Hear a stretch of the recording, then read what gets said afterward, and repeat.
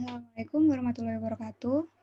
Kami dari kelompok Kehayatan 1 ingin mempresentasikan terkait bab 3 tentang pemodelan statistika kami yang berjudul Pemodelan Prevalensi Kasus Penyakit Kusta di Jawa Timur dengan Pendekatan Analisis Spasial. Berikut nama anggota kelompok kami. Yang pertama, Riza Sulistiana dengan NIM 005, Orida dengan NIM 006, Christopher Andreas dengan NIM 023, dan Diana Venusia dengan NIM 059. Dengan dosen pembimbing kami, yaitu Dr. Nur Hamidah, MSI. Kemudian pokok bahasan kami di bab 3, yaitu tentang metode penelitian yang dibagi menjadi 4. Yang pertama, data dan sumber data. Yang kedua, variabel penelitian. Yang ketiga, prosedur analisis. Dan yang keempat, diagram alir. Yang pertama, data dan sumber data. Data yang digunakan dalam penelitian ini merupakan data sekunder tahun 2020 yang diperoleh dari publikasi Badan Pusat Statistik dengan judul Statistik Indonesia 2021. Dari Badan Pusat Statistik 2021. Data yang digunakan dalam penelitian ini meliputi 1. Prevalensi kasus penyakit kusta, 2. Persentase rumah tangga yang menggunakan fasilitas MCK bersama, 3. Persentase rumah tangga yang belum memiliki akses terhadap sanitasi layak, dan yang keempat, jumlah penduduk miskin yang berada di Provinsi Jawa Timur. Untuk pembahasan selanjutnya ada variabel penelitian. Variabel sendiri didefinisikan sebagai hal yang ditetapkan oleh peneliti untuk dipelajari sehingga memperoleh informasi untuk ditarik kesimpulannya. Nah, variabel penelitian ini ada dua, yaitu variabel respon dan variabel prediktor. Variabel respon merupakan variabel yang dipengaruhi atau yang menjadi akibat karena adanya variabel prediktor, sedangkan variabel prediktor adalah variabel yang menjadi penyebab atau memiliki kemungkinan teoritis berdampak pada variabel lain. Dalam penelitian ini terdapat 4 variabel yang terdiri dari 1 variabel respon dan 3 variabel prediktor. Next. Nah, rincian variabel yang digunakan dalam penelitian ini dapat dilihat pada tabel yang ada di slide.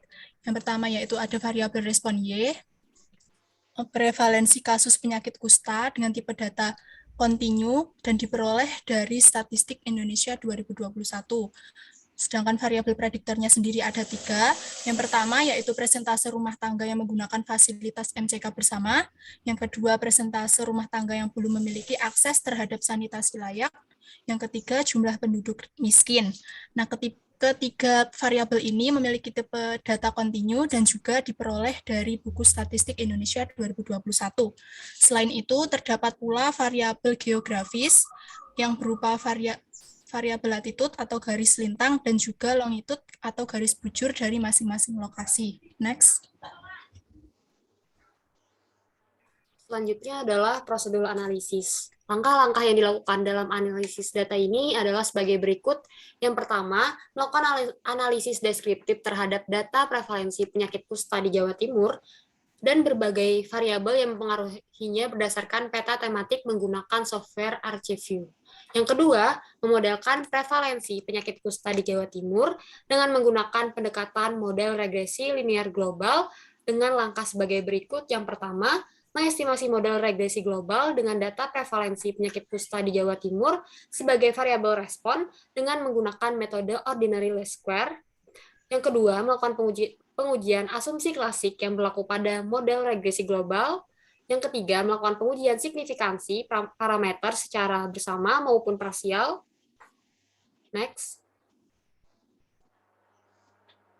Langkah yang ketiga yaitu menguji asumsi spasial pada data prevalensi penyakit kusta di Jawa Timur yang dirincikan sebagai berikut. Yang pertama, menguji dependensi data prevalensi penyakit kusta di Jawa Timur dengan menggunakan uji Moransky, di mana jika p-value kurang dari alfa, maka data prevalensi penyakit kusta di Jawa Timur memenuhi aspek spasial dependensi. Yang kedua, yaitu menguji heterogenitas data prevalensi penyakit kusta di Jawa Timur dengan menggunakan uji Brescius-Pagan, di mana p-value kurang dari alfa, maka data prevalensi penyakit kusta di Jawa Timur memenuhi aspek spasial heterogenitas. Yang keempat, yaitu memodelkan data prevalensi penyakit kusta di Jawa Timur menggunakan pendekatan model GWR yang dirincikan sebagai berikut. Yang pertama, menentukan latitude dan longitude di setiap kabupaten dan kota di Jawa Timur.